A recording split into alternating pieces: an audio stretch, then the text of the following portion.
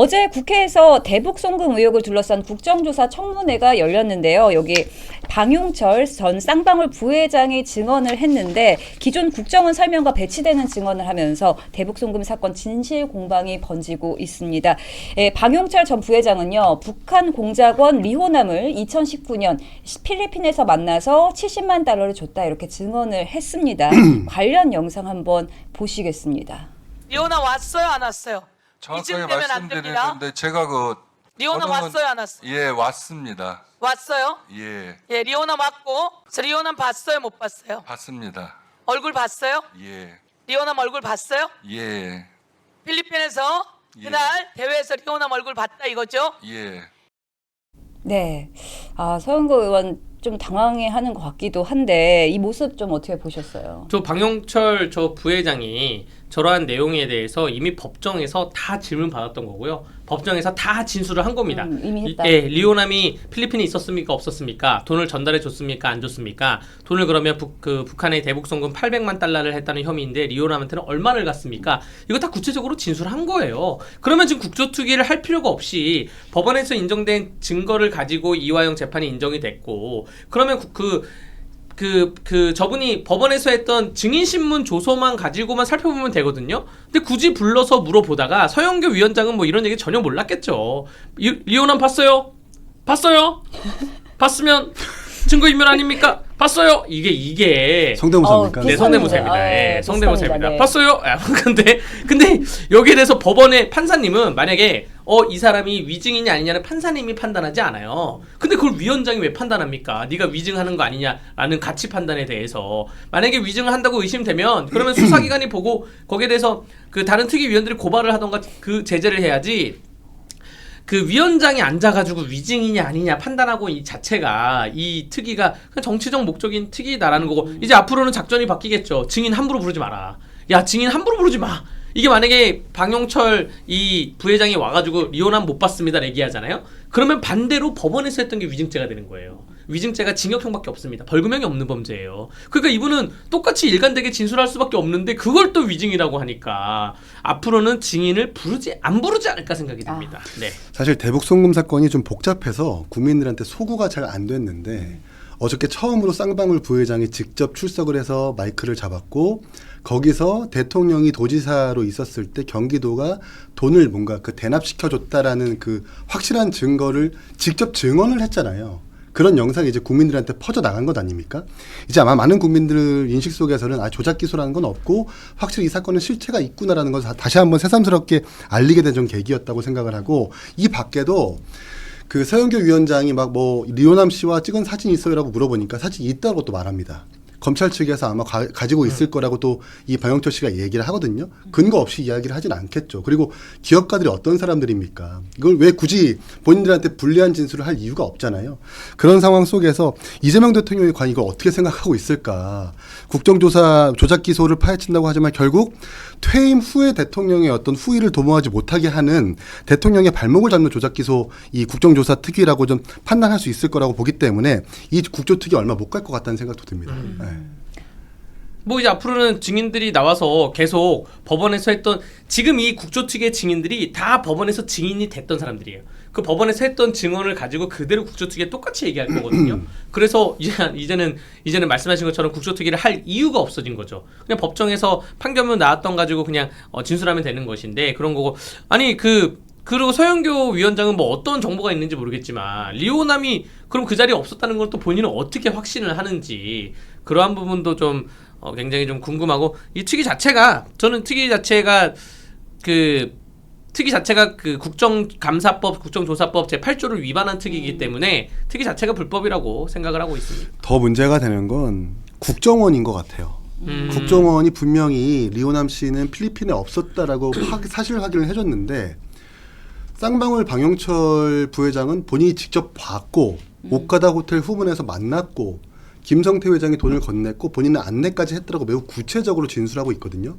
이 진술이 어쨌든 이화영 씨의 재판에서 적용이 되었기 때문에 3심까지 유죄를 확정받은 겁니다.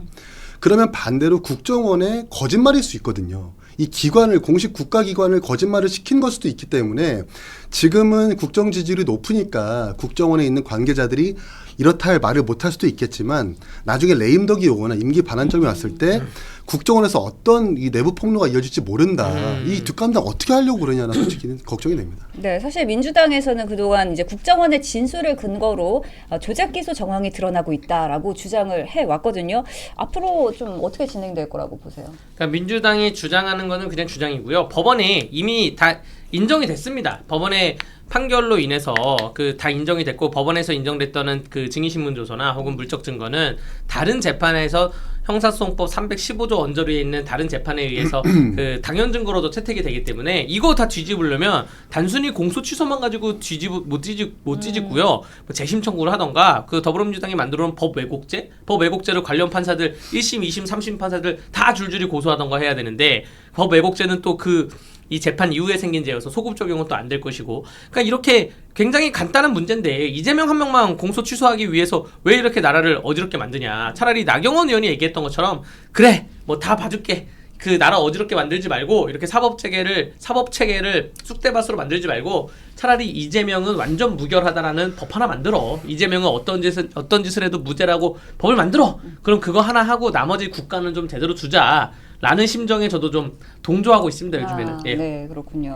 그 연어술 파티도 지금 판판이 논리가 깨지고 있고 또 오늘 오후에 그 이패 변호사라고 했던 설주환 변호사가 어저께 그러니까 이화영 부지사는 분명히 설주환 변호사가 그 현장에 없었다라고 얘기했는데 그 법원에 있었다라고 하는 것을 앞뒤에 녹취록까지 공개를 하면서 입증을 했어요. 그러니까 연어술 파티도 없었고 설주환 변호사가 그때 당시 있었던 것도 사실이고 그리고 이화영 부지사가 2시간 동안 연어술 파티라고 했지만 그 어떤 설주환 변호사가 공개한 2개의 녹취를 보면 1시간이 채 안 되거든요. 이 전부 다 이화영 부지사의 말들이 거짓말이라는 게 지금 하나씩 드러나고 있기 때문에 제발 민주당 의원들이 이런 증거 위에서 국조특위를 좀 운영했으면 좋겠고 이화영 부지사의 주장이 논리가 깨졌으면 그 깨진 것을 인정하고 그 다음으로 넘어갔으면 좋겠다. 그게 아니라면 진짜 우리 강대규 변호사 말씀처럼 이재명 대통령 무결한 법을 하나 차라리 만들든가 그게 솔직할 수 있겠다는 생각이 듭니다. 오늘 서영교 의원이 박성태 뉴스쇼에 나와가지고 하는 말이 제가 아침에 운전하면서 그 라디오 좀 듣는데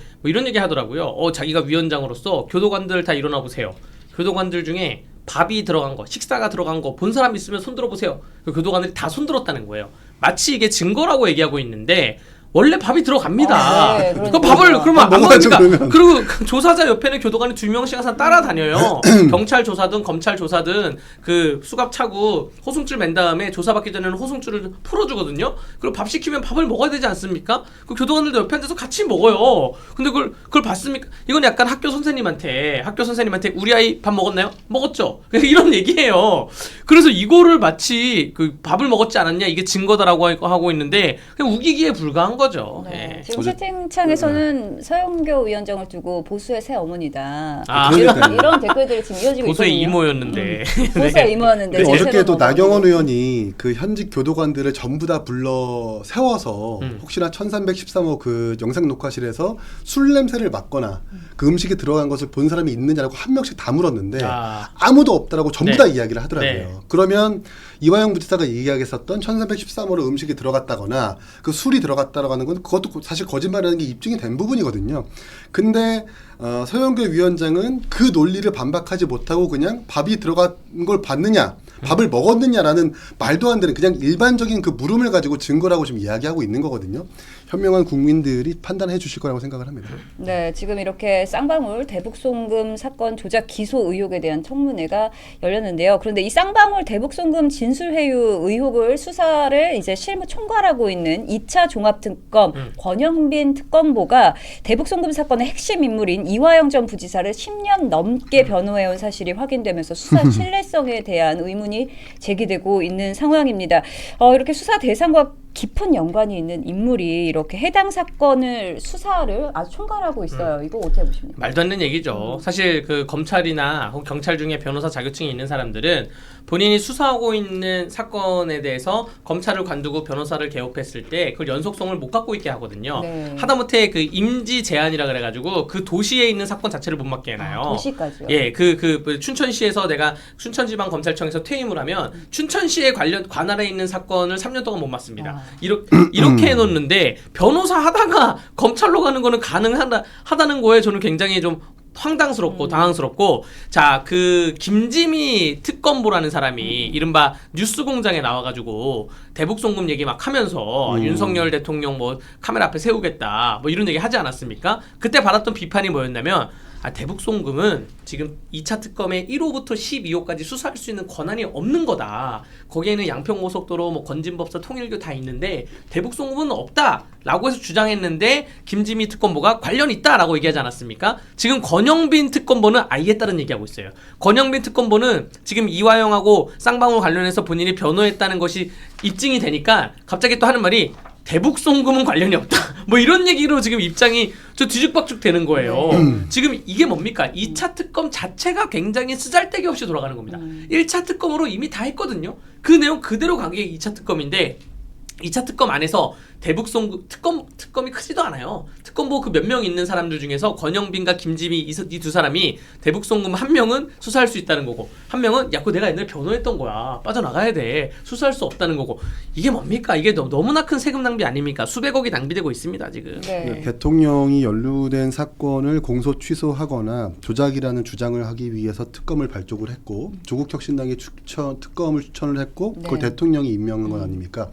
본인의 사건을 조작 취소, 그러니까 공소 취소하기 위한 특검을 대통령이 임명하는 이런 정말 상황은 봉숭아학당이라고 생각을 하고 어느 민주주의의 나라에서 이런 일은 벌어지지 않는 거라고 저는 생각을 하고 그만큼 우리나라의 어떤 민주주의 그리고 사법 시스템이 후퇴했다라는 말씀밖에 드릴 수가 없는 부분인 것 같고요. 고양이에게 생선을 맡긴 것 같습니다. 제가 특검 법안을 보지 못했지만 분명히 이해 당사자는 재청 내지는 기피 그리고 특검보에서 임명할 때 빠져야 되는 부분이 있는 것 같은데 그런 시스템도 제대로 작동이 안 된 것 같아서 안타깝다는 생각이 듭니다. 네, 안타깝다 이렇게 말씀을 해주셨는데 사실 이 사건은 이미 대법원에서 7년 8개월이라는 실형이 확정된 사건입니다.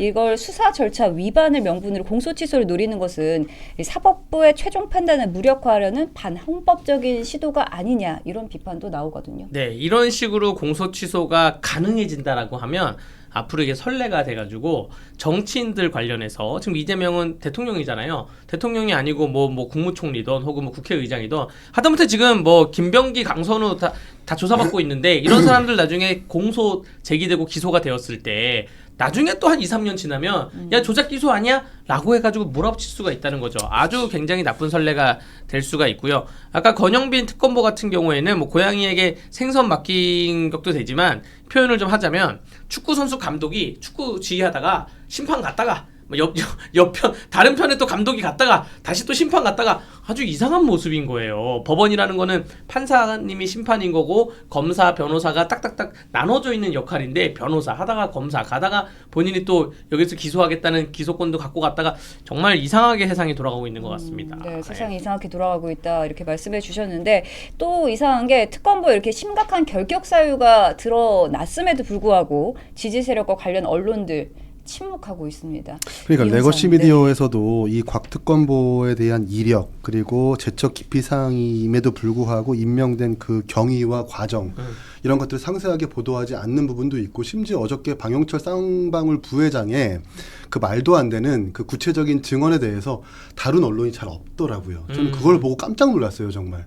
그래서 아마 대통령실 내지는 이 정부에서 이 공보 활동, 그 언론을 향해 보도하지 말라라는 뭔가 지침 내지는 뭐 보이지 않는 손이 작용하고 있는 것은 아닌가라는 생각이 드는데 그럼에도 불구하고 보도한 언론들이 있습니다. 그런 분들이 좀 더 힘을 내주셔서 진실을 많이 알려주셨으면 좋겠다라는 생각이 듭니다.